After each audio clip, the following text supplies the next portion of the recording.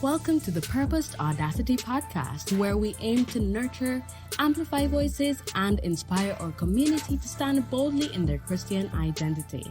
Join Brian and Charmian Marie weekly as they have riveting discussions surrounding healing, restoration, and purpose. This is Purposed Audacity, powered by PAJE Magazine. Hey everyone, welcome back to another episode of Purposed Audacity. I am Charmaine Marie. I'm Brian. Alright, so we are actually winding down the season. Season 4 has been very full in terms of just a lot of the different topics that we're speaking about. Full. Right? And so we really have been grateful for the level of support that you guys have given us and stuff. Trust me. And so we are going to see the last 4 episodes over the next couple of weeks. Yeah, and so with that said, we hope that these last 4 episodes definitely continue to make an impact and stuff. So and after these episodes, we're gonna go on a season break, and so we hope that you take the time to go back through the episodes. Let us know in the comments which one, your thoughts, your opinions in regards to just what was happening in different for the different episodes. What episodes did you like? What episodes you didn't like? What episodes you want us to expand on? Maybe have more talks on, possible even invite people to talk with as well. But yeah, definitely take time to jump in on the previous episodes as we prepare for season 5. Alright guys, so for this episode we are going to be talking about navigating as a Christian business owner. Right, so definitely not one of the intensely spiritual episodes. However, there are a lot more business owners who are emerging, especially in the past 2 years. We know what's been going on. And I find that a lot of Christian business owners have been running into a lot of different situations, whether internal or external situations. And because of that, we both are Christian business owners. Yep. So I think it would be a really great thing to be able to speak about it. So I think what we can start off is just what is it like just to get the decision to be a business owner? Right. So first and foremost, it's not like what is it? I think there are the different sections to it. It's looking at being a business owner, being a Christian, and then it's like being a Christian business owner. What does that mean and everything? So first and foremost, I think for me, I've always wanted to do business. I wanted to get into business. I've always wanted to be somewhat of an entrepreneur. And so I've always, even from school days, I would always think of ideas of how to buy and sell stuff or create stuff that I could sell. So I remember in high school, I used to sell CDs. I used to download and burn CDs. I burned songs on CDs, R&B and reggae and some, dancehall as well. But that was that time before. But I used to do that and sell the CDs back in the days, like $100 CD. It worked out. So I always had that mindset and thought, but as I grew, it didn't stay much, and it's ironic, but it's really as I met Charmian, who is like this serial entrepreneur who was creating corporations and organizations before me, that I realized that she really encouraged me to, especially with learning and gaining the skill of doing photography and videography, taking that skill and using it to make a profit, using that passion and skill to make a profit from it. So that's really how I stepped into it. Being a Christian business owner, I feel like at different points it didn't dawn on me. I think it's just more like as I went into it, I saw different points where I had to even though I'm a business owner, I still had to be a Christian, or I still had certain morals and values, or I still had to be like, Lord, how do I approach some of these situations or this client or whatever. So, well, I mean, great start to this. So interestingly, I like how your journey really just sounds, I'm not going to say like amazing and simple and easy, but I feel like she take that from the introduction. I was giving a very, very surface thing. Yeah? No problem. But for me, I feel like my jump into entrepreneurship was more of a need. Okay. Right? So like, I mean, I've been working generally from I was 14 and stuff, at different organizations, but from a very early age too, I recognized that I don't want to work for people for the rest of my life because of what I witnessed in my family, and also what I felt intrinsically. I felt almost disgusted in terms of your face, almost disgusted in terms of like the idea of somebody kind of defining how much I can earn for the rest of my life, and defining when I can go on a vacation and things like that. Like, I know the only one who leads my life is God. You get me? And then of course me with his guidance, and then like, you get what I'm saying? And it's not to say that authority is bad. It's not to say that, having structure is bad, but it's a matter of like, there are just some people who feel more free-spirited in the realm of business than others, right? There are other people who want to stay in a job because that's security and that's whatever, But saying that to say, so I started my first business, funny enough, PAJE magazine, at the age of 19, right? And it's so crazy, right? At the age of 19 and stuff. And then even after starting PAJE and whatever, I started many other businesses, some of which just didn't make it. But I mean, in the midst of it, I was mostly a freelancer, right? But in 2018, I made more things just very official, in the midst of working and building my skill set and, all of those things. So I found, especially since I've stepped out into full-time business ownership, June will make 2 years, which is crazy.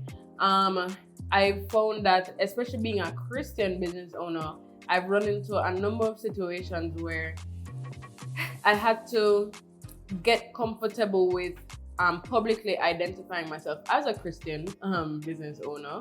And it's not to say that, people were demanding that, but there are so many thought processes that come up in the online business owner world that kind of go against or kind of toe the line in terms of Christian values. And, sometimes you just have to make that line of demarcation. I've also found that in terms of dealing with other business owners or even just clients or whatever, which for me, I mostly run a business to business organization. I found that,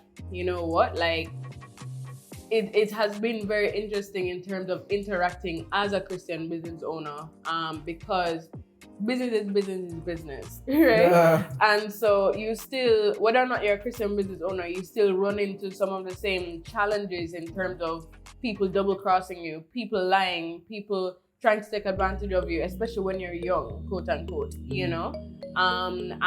like holding on to my Christian values, holding on to my salvation, yes, it's been a very interesting journey. And so making the decision to get into business, I feel again was more natural for me, and also it actually started off as a need, but I found that as I've grown and developed and stuff, this is exactly aligned with my purpose. Yeah, I can understand that. Right. I can understand. So making the decision can just different from different places, and I mean I appreciate that because there are persons who, for it to be, it's a need. And I also want to say before even talking a bit more about that.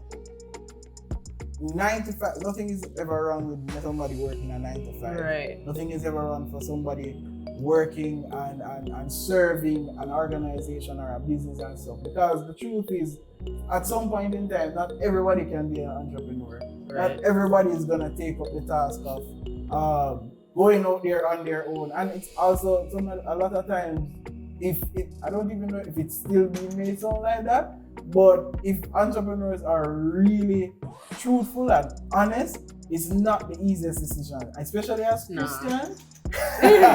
It's not the easiest decision to well, if you didn't have a 9 to 5 before, you were part of something stable, at least, all right, depending on your situation, you can try something, you don't have something stable already, you just have to try something to get some money or you gain something. But if you're a part of an organization on a 9 to 5 and you have a stable income, it's hard, it's very hard. I mean, I still have a 9 to 5, even though I have the scribe media on the side, but and even transitioning or doing my best to transition into trying to make that a full-time thing, it's not easy, because even if your heart desires to, there is a consistent thing where like, I've been in this thing long enough where to leave this is not the easiest thing. The mindset has to fully change. How I deal with things have to fully change. My time has to fully change. And you're literally going into a next job, but you're doing it for yourself, and you have to work for yourself as even harder than you would possibly work for somebody else. So the decision itself is never easy, and 9 to 5 can be a good thing for a starting ground. But I think in making the decision, I think especially for us as Christians, God is guide. Right. My wife always says it, God is guide. And so therefore, I think that helps us as Christians to have that hope to like, Lord, lead me in this thing. Right. I don't know what I'm getting into. I don't know who I'm going to buck up or anything. Lead me to make this decision with wisdom. And some intelligence, you understand? Right. And I mean, so if you are somebody who has been considering starting a business, or you've been having the passion, it just haunts you, like, you just leave your mind, leave your dream, them nothing, right? Like, we understand the fear, and it is a justified fear, especially when things around us in the world are looking so, unstable. Like, so much is happening right now, so the idea of stepping into business is even much, it's much more intimidating, I would say. But, and then also, so a big thing that actually comes up is the idea of the imposter syndrome. One thing that actually prevents people from stepping into it fully is actually the idea that, hey, we're not good enough, or hey, who am I to even go into business? Because, I mean, I'm not an expert fully in this or whatever. So, like, how I found that, the idea of tackling the imposter syndrome as a Christian sometimes can seem a little different because we are Christians. Before even talking about that a little bit, I'm gonna do a little shameless plug, just letting you know, my wife actually helps people who are in that decision making stage as to how to process, like, how do we transition from 9 to 5 or this, or if you should even leave your 9 to 5 just yet, making, like, she helps people actually to make the steps as to how, when, where, even, or the why we're leaving. So shameless plug right here. But yeah, you're right. In tackling imposter syndrome, I would personally talk about the imposter syndrome. Yeah. First and foremost, as someone who creates content, when you are on these social media sites that has everything to do with content creation, and you follow all these content creators, let me tell you, imposter syndrome is very, very, very real. I have met some of the best, or at least a few of the best photographers and even videographers, and I'm telling you, even they, from time to time, will be like, yeah, my work is still not as good as, or it's not as, or no man, or because it's like, it's a real thing. I remember one time I literally had to come off social media sites just because I realized that I was literally feeling, I just felt that way, like I You were was just comparing too I was much? comparing a lot, and I was just developing. I was just getting started, and practicing a bit more. And it's like I had a goal to like there was a certain type of image I wanted to get, and each time I was like, yeah man, I want to go. And then I would look and say like, is it like that? Is it like that? But more and more as I did it, I realized that interestingly, I was getting better, Right. but I was still like, oh, I'm not as good as Ray, or I'm not as good as this, or I'm not as good as that. Hold on before No, you sir. send some fire, because she already. Go. But with that said, I had to come off because I had to learn how to be inspired Right. and encouraged by what I see, and not be deterred or Right. feel like I'm not worth it, or I'm not worthy, or maybe I'm not good enough, or maybe I'm just never gonna get it, or it's just never gonna happen for me because I can't get images and things and this like that. Right. And after I did that and started to just be inspired by what I see, even try a few things that I saw and be like, let me see if I can catch this shot like this. And even if it wasn't like this, I was just like, yo, at least I'm practicing. It got better because the more I did it, is the more I realized people actually like the work that I did and like the work I put in out. Especially when it came onto photography, because photography has been the main thing. Videography, I am building more and more on. But photography, persons have really like, yo, they love the images, they love what they see, and they love what they get from it. Right. And so that has been an encouragement, just knowing that, yo, you're in your own lane. But trust me, imposter syndrome is a real thing. So before you continue, I'm happy that he's speaking about these things, Oh, right? boy. So shameless plug here too, right? Brian has been the main one who has been my photographer, like, especially with me launching out in music, and also launching out, with my business and stuff. He has been my main photographer. And, the other photographer that we work with, who is also amazing is CJam, and like shameless plug, he has been the one really helping us to uplift Purpose Audacity. So shout out to You see the CJam. niceness? Yeah, man. The Like, niceness. let's just make sure CJam Photos is the one to go to as well. But I mean, so saying that to say, Scribe and CJam Photos are like almost brother brands, almost at this point. But saying that to say, Brian has had an interesting journey, and even when he takes photos of me and whatever, and I'm telling him that, yo, my youth, yeah, them want to slap. You get what I'm saying? Like, and just how much he work and effort he puts into them, and like he literally captures the essence of me. He captures me in my I was gonna say natural state, but you get what I'm saying? Like literally, wow. But literally, it's almost like sometimes the photos literally say like beauty is in the eye of the beholder, and because I almost feel like because he loves me so much and whatever, like even his photos like reflect just how he sees me. You get what I'm saying? And I also see it in the rest of his work, But I found that, at different points as his wife especially, and also as his client pretty much, I'd say, yo, this is amazing or whatever. And like, he's like, no, well, And I mean, it's been an interesting journey just watching him develop and stuff.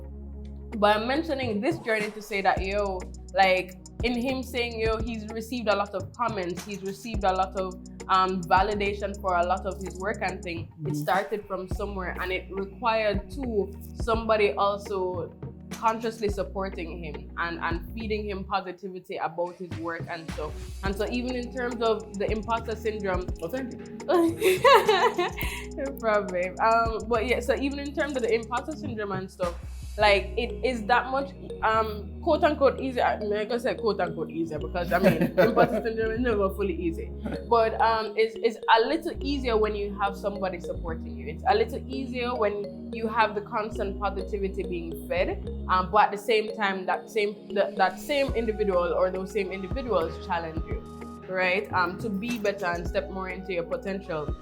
And so would enough, in terms of the imposter syndrome, I will say straight up, as much as I help clients to, overcome that as well, I'll say very, candidly, even recently, I have been saying to Brian that, yo, like, I feel away, you get me? Because of a lot of things that have been happening and stuff. And so I want to mention that to say too that when dealing with the imposter syndrome, especially as a Christian, imposter syndrome is aligned with doubt and also aligned with fear. And we know that fear is not of God, especially if you allow it to overcome you and all of these things. So as a Christian business owner, it's important for us to not only dig into the persons who are supporting us, but to remember who we are in God and the fact that God has equipped us even before we even know how much He has equipped us, and to also commit to the process of Him building us as we move forward. Yeah. You know, so you're not going to be perfect. You're not going to reach the destination right off the bat, but we serve a God that will guide us and help us to develop and stuff as long as we surrender to the process.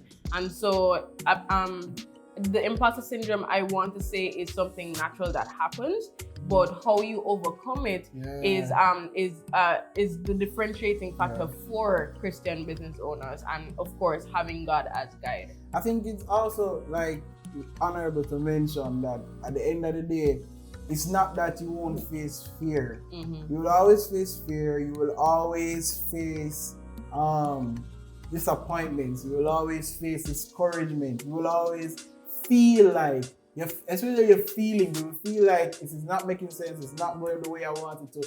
You may be not getting the results you wanted to, that you set out to get. But at the end of the day, I always say to my wife, it's not what happens in the moment, it's what we do after.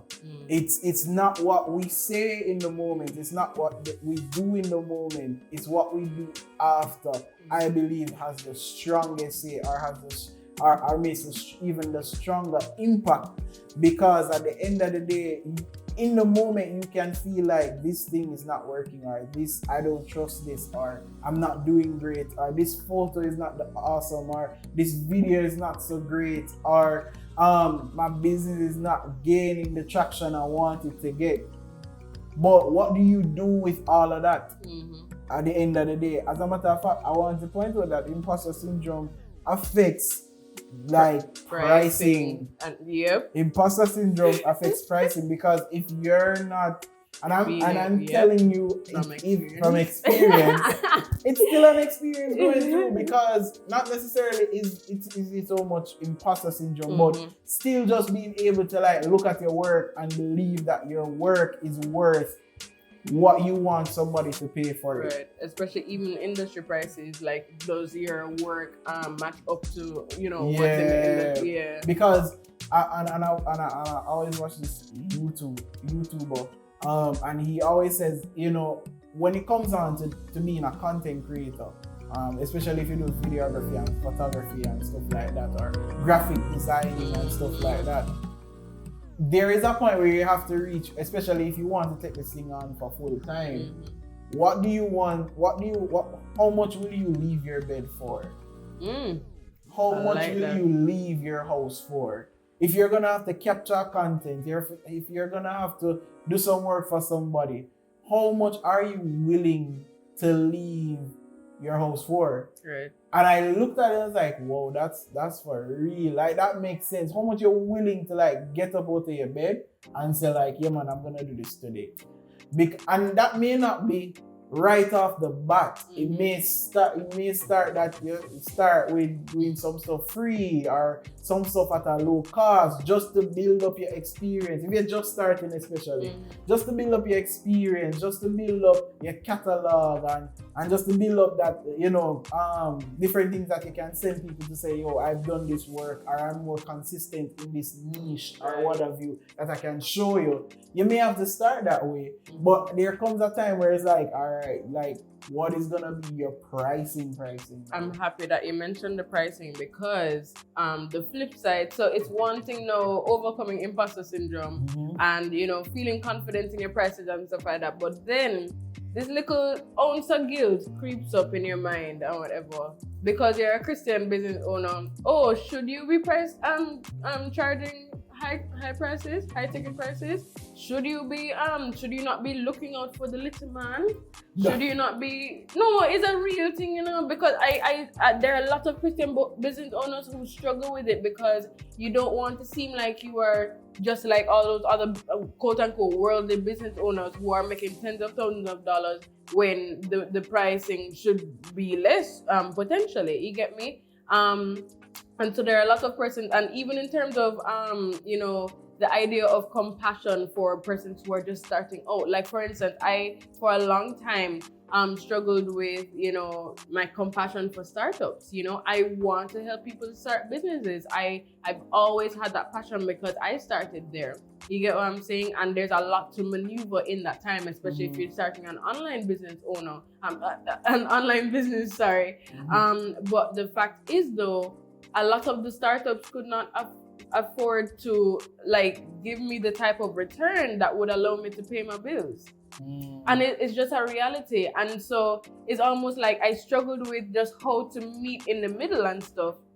And so with that is now why I do live coaching and live strategy sessions and all of that versus, you know, like courses and things like that, because I still wanted to make sure that people can receive the information. It's just that you're not necessarily going to get me in a fully live fashion. You get me? And so that's how I've met startups in the middle generally, right? But I'm saying that to say that even in terms of your pricing, as a Christian business owner, you're going to have to learn to I don't want to say do it emotionless, but you're going to have to learn, right? You're going to have to learn to be more logical about your pricing versus emotional. And logical means that you're incorporating like how much for gas, how much for your light bill and all these things, and your internet, all these things that contribute to the giving of the service.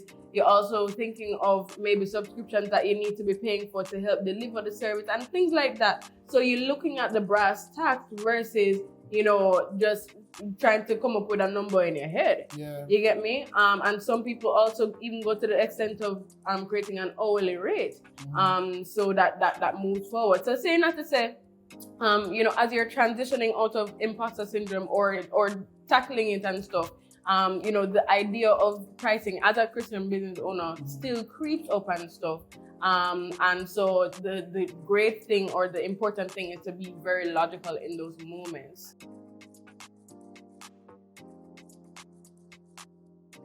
Hey y'all, what's up? I am Charmaine Marie, and I just want to thank you so much for watching this episode of Purposed Audacity. And with that said, I want to encourage you to check out PAJE magazine, which is, you know, the parent of Purposed Audacity. So over at PAJE magazine, it's a Christian hub. It's a digital Christian hub that curates content to help you in your Christian walk. So whether it's about stewarding your finances properly, personal development, chasing purpose, and the works, you know, we have it over at PAJE magazine, all for you, right? So go ahead and check out the links below, because we want to make sure that you are feeling like you're moving forward healthily in Jesus Christ. Take care.